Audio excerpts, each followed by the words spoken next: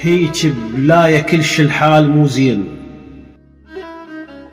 لأن أمشي ويا ربع بدون غاية، وحتى الحال زين يصير وارتاح كون المال راي يمشي على رايه، وكون بلا وعي وبلا حسابات مقيود امشي للمال نهاية.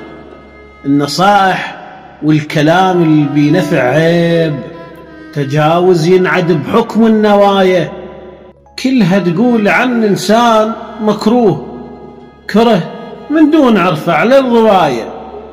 وعلى كل حال كل شنقال مسموح، أنا خطاء ياهو قال آية، بس مشكول ذمة اللي يمدح إنسان، بسوق الزلم ما يسوى نواية، بسوق الزلم ما يسوى نواية.